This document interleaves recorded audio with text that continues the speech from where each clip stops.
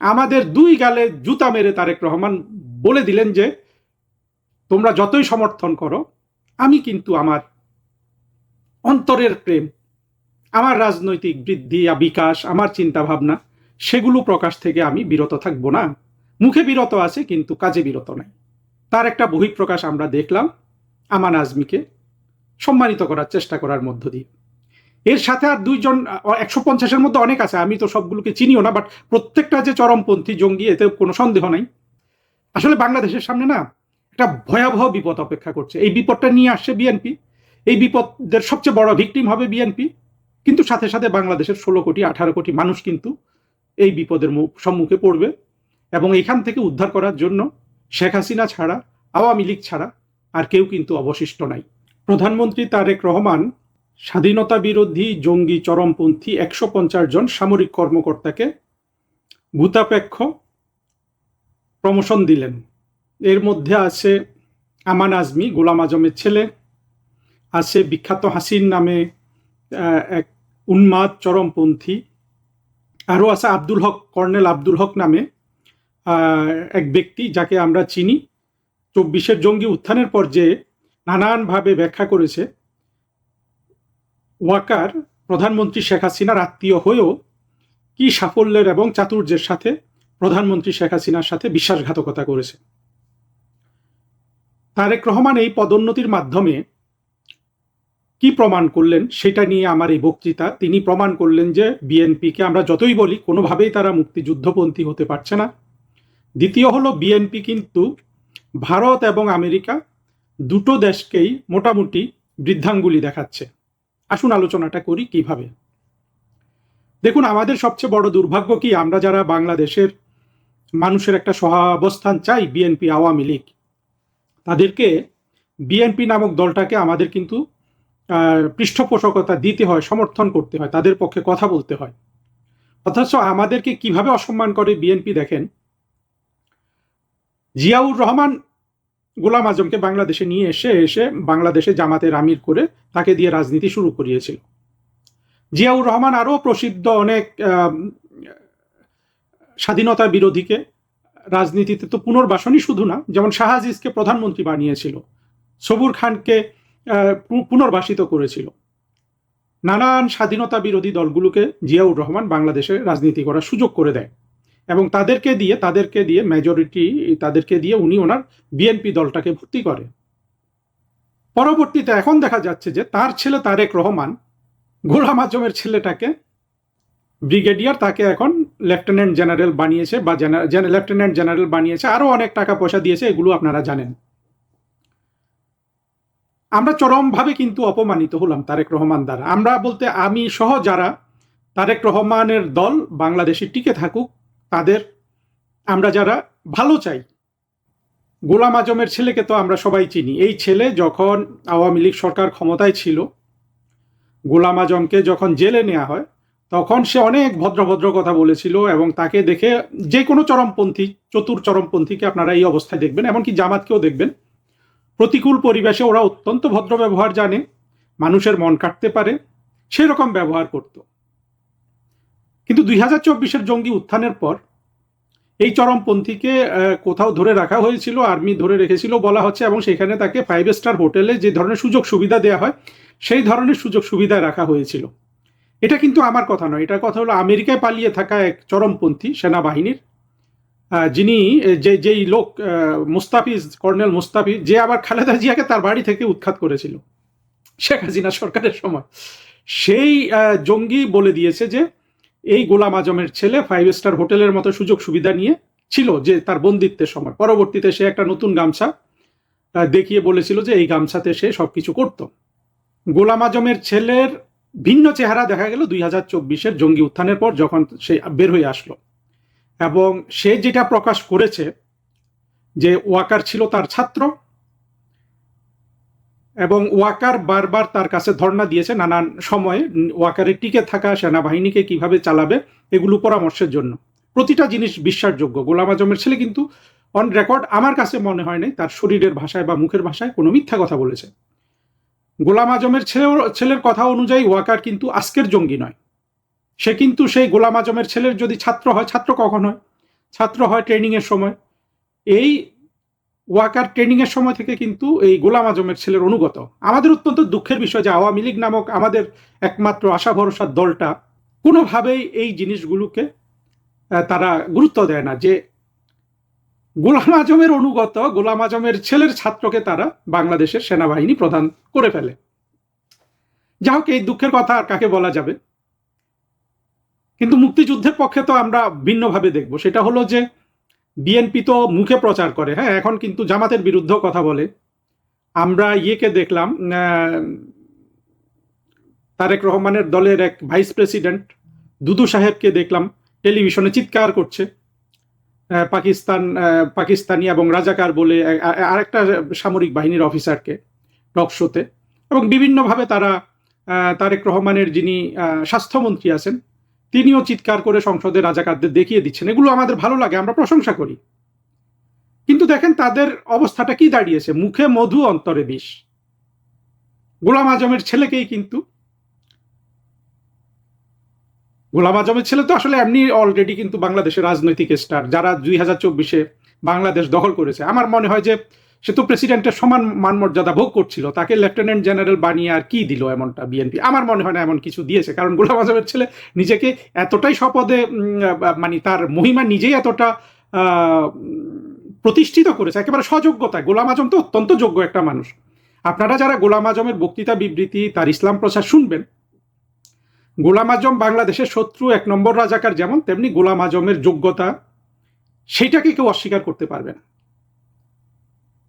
গোলাম আজম কিন্তু জামাতের অন্যান্য নেতাদের চেয়ে অনেক বেশি যোগ্য মানুষ, আমি তার যতটুকু বক্তৃতা বিবৃতি দেখেছি আর কি। মানুষ হিসাবে আমাদের দুর্ভাগ্য যে এই রকম লোক যদি বাংলাদেশের শত্রু না হয়ে বন্ধু হতো, আমরা তো বাংলাদেশকে এই গোলাম আজম দিয়েই অনেক উপকার পেতাম বাংলাদেশের জন্য। আমাদের দুর্ভাগ্য গোলাম আজম রাজাকার হয়ে গেছে। আমান আজমিও তাই, যথেষ্ট যোগ্য লোক। কিন্তু যোগ্য হলে কি হবে? সে তো শত্রু বাংলাদেশের, সে তো বাংলাদেশকে চায় না, সে পাকিস্তানকে চায়। সে ওয়াকারকে গ্রুম করেছে যে বছরের পর বছর, হ্যাঁ, আধ্যাত্মিকভাবে নানানভাবে, যাতে একদিন শেখ হাসিনা সরকারকে ওয়াকার ক্ষমতাচ্যুত করে। সেই আমান আজমিকে তারেক রহমান সম্মানিত করার চেষ্টা করলো, অর্থ কড়ি দিচ্ছে। এখন বলুন, আমরা কোথায় আমাদের মুখটা লুকাই, চোখ লুকাই? আমরা কত লজ্জিত হই তারেক রহমানের সরকারকে প্রশংসা করতে গিয়ে। না থাক, এদেরকে সমাজে তো থাকতে হবে, এত বিশাল সংখ্যক জনগণ এদেরকে সমর্থন করে, এদের সাথে আমাদের একটা পিসফুল কো এক্সিস্টেন্স লাগবে। জিয়াউর রহমান মুক্তিযুদ্ধে বীর উত্তম খেতাব পেয়েছিল, বঙ্গবন্ধু সেই খেতাব দিয়েছিল, ফলেও আমরা অ্যাকোমোডেট করি। আমাদের দুই গালে জুতা মেরে তারেক রহমান বলে দিলেন যে তোমরা যতই সমর্থন করো, আমি কিন্তু আমার অন্তরের প্রেম, আমার রাজনৈতিক বৃদ্ধি বিকাশ, আমার চিন্তা ভাবনা, সেগুলো প্রকাশ থেকে আমি বিরত থাকব না। মুখে বিরত আছে কিন্তু কাজে বিরত নাই। তার একটা বহিঃপ্রকাশ আমরা দেখলাম আমান আজমিকে সম্মানিত করার চেষ্টা করার মধ্য দিয়ে। এর সাথে আর দুইজন, 150-এর মধ্যে অনেক আছে, আমি তো সবগুলোকে চিনিও না, বাট প্রত্যেকটা যে চরমপন্থী জঙ্গি এতে কোনো সন্দেহ নাই। হয়তো এক দুইজন বাদ দিয়ে ওই যে ইয়াজউদ্দিন সাহেবের যে সামরিক সচিব ছিল, ওই লোকটাকে আমার ওই রকম চরমপন্থী মনে হয় না, তাকে মোর প্রফেশনালি মনে হয়েছে আমাকে। নামটা আমি বলতে পারছি না, বাট সেও খুব বিখ্যাত চরিত্র, চেহারা টেহারা সবাই চিনে, অনেকেই চিনে যারা এইসব খোঁজ খবর রাখে। আমিন বা কি একটা নাম যেন তার। হাসিন বিখ্যাত হয়েছে ইদানিং একেবারে টক শো করে, লন্ডনের একটা মেয়ে টক শো করে হাসিনা বেগমের অনুষ্ঠানে গিয়ে হাসিনা বেগম ভালো অনুষ্ঠান উপস্থাপনা করে, প্রশংসা করি। এই হাসিন বিখ্যাত হয়েছে চরমপন্থী একজন আল কায়েদার লোক, যে পারলে এখনই ভারতের সাথে যুদ্ধ বাঁধিয়ে দেয়। ঠিক একইভাবে আব্দুল হক যে এই ওয়াকারের স্যার, সেও স্যার আব্দুল হক, এবং ওয়াকারকে সে সারা বাংলাদেশের সামনে হিরো বানিয়েছে, মানে 24-এর জঙ্গিদের এবং যারা 24-এ বিজয় লাভ করেছে তাদের সামনে।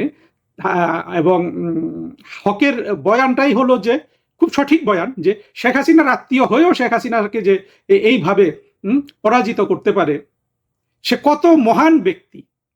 এইটা হলো আব্দুল হকের বয়ান ছিল এই ওয়াকারের বিরুদ্ধে, ওয়াকার সম্পর্কে। এবং সেটা আমরাও বলি যে ওয়াকার কত জঘন্য ব্যক্তি, যে শেখ হাসিনার নুন খেয়ে এইভাবে শেখ হাসিনার সাথে বেইমানি করা। সেই আব্দুল হককে পুরস্কৃত করেছে। এই আব্দুল হকও কিন্তু ভারতের সাথে পারলে এখনই যুদ্ধ বাঁধিয়ে দেয়। দেখুন, চব্বিশের জঙ্গি উত্থান এবং পরে আমি সুস্পষ্টভাবে বলেছি যে ভারতের যে বিজেপি দলটি, যারা ভারতের এখন রাজনৈতিক ক্ষমতায় অধিষ্ঠিত, তারা অতি অতি বেশি উষ্ণতা, হ্যাঁ, সম্পর্কের হাত বাড়ানো এগুলো করেছিল তারেক রহমানের প্রতি। ভারতের মতো একটা দেশে, সেই দেশের একটা রাজনৈতিক দল বিজেপি, যারা বহু বছর ক্ষমতায় অধিষ্ঠিত আছে, তারা কিন্তু 2001 সালেও বিএনপিকে সমর্থন করেছিল এবং অনেক ধরনের সহযোগিতা, যেগুলো প্রকাশ্যে বলা যায় না, যাতে বিএনপি ক্ষমতায় আসতে পারে। আসার পর বিএনপি কিন্তু এই বিজেপির গায়ে চপেটাঘাত করেছে। কিভাবে?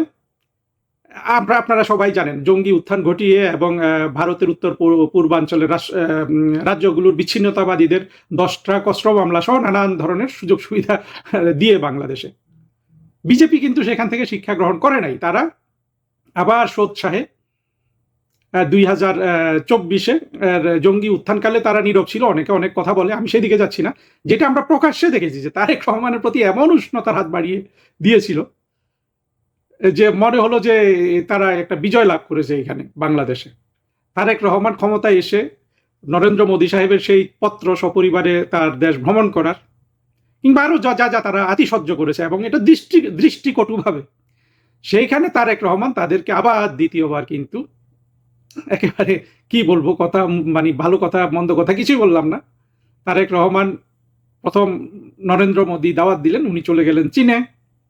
পরবর্তীতে যারা ভারতকে দ্বিখণ্ডিত ত্রিখণ্ডিত করতে চায়, 7 সিস্টার্স নিয়ে নিতে চায়, যেই কোনোভাবে ভারতকে উস্কানি দিচ্ছে দিন রাত, যে আসো যুদ্ধ করো, দেখো আমরা মুসলমানরা কত সাহসী, তোমাদের ঠিকানা বদলে যাবে। হাসিন কয়দিন আগেও বলেছে যে ভারতের মানচিত্র আমরা বদলে ফেলবো, সীমানা বদলে ফেলবো।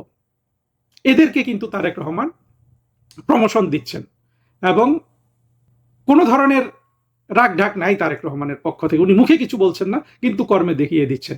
আবার একইভাবে দেখেন, মার্কিন যুক্তরাষ্ট্র 2024-এর জঙ্গিদের সাথে মিলে বাংলাদেশের গণতান্ত্রিকভাবে নির্বাচিত, হ্যাঁ গণতান্ত্রিকভাবে বললে অনেকে রাগ করবেন, কিন্তু আসলে শেখ হাসিনার সরকার, শেখ হাসিনার দল বাংলাদেশে একমাত্র গণতান্ত্রিক দল।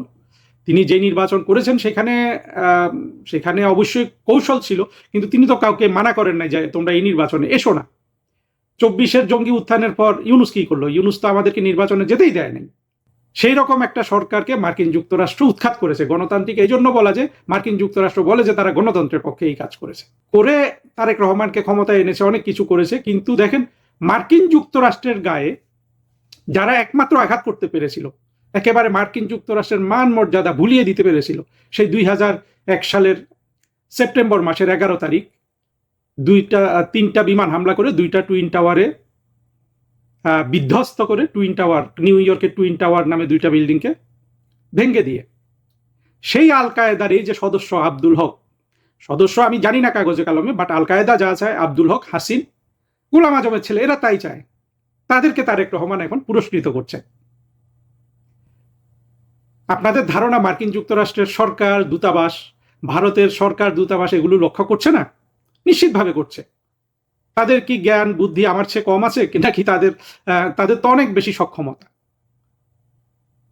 এখন দেখেন তারেক রহমান কিসের জোরে এই কাজগুলো করছে।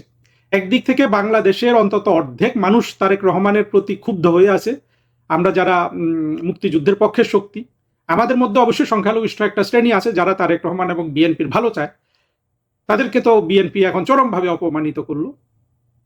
একই সাথে মুক্তিযুদ্ধের পক্ষের শক্তিকে অপমানিত করলো, মুক্তিযুদ্ধকে অপমানিত করলো, ভারতকে বৃদ্ধাঙ্গুলি দেখাচ্ছে বারবার। হক এবং হাসিন যেভাবে যুদ্ধ করতে চায় ভারতের সাথে, তারেক রহমানও মনে হচ্ছে সেইভাবে যুদ্ধ করার জন্য প্রস্তুত। এবং মার্কিন যুক্তরাষ্ট্র যাদের সব দেমাগ ভেঙে দেওয়া হয়েছিল 2001 সালের সেপ্টেম্বর মাসের 11 তারিখ, তাদেরকেও কিন্তু বাংলাদেশে এখন সব জায়গায় তাদের জয় জয়কার, তাদেরকে বিএনপিও পূজা করছে। আর তারা তো এখন বাংলাদেশে স্বমহিমায় তাদের কার্যক্রম চালিয়েই যাচ্ছে, পতাকা টাঙ্গানো হয়ে গেছে। আসলে বাংলাদেশের সামনে না একটা ভয়াবহ বিপদ অপেক্ষা করছে। এই বিপদটা নিয়ে আসছে বিএনপি, এই বিপদের সবচেয়ে বড় ভিকটিম হবে বিএনপি, কিন্তু সাথে সাথে বাংলাদেশের 16 কোটি 18 কোটি মানুষ কিন্তু এই বিপদের সম্মুখে পড়বে। এবং এখান থেকে উদ্ধার করার জন্য শেখ হাসিনা ছাড়া, আওয়ামী লীগ ছাড়া আর কেউ কিন্তু অবশিষ্ট নাই। আমি শেখ হাসিনার সমর্থক হিসাবে, আওয়ামী লীগের সমর্থক হিসাবে এটা বলছি, যদি আপনি মনে করেন আপনি ভুল করবেন। আমি শুধু যুক্তিতে বিশ্লেষণ করে আপনাদেরকে কয়েকটা জিনিস দেখিয়ে দিলাম।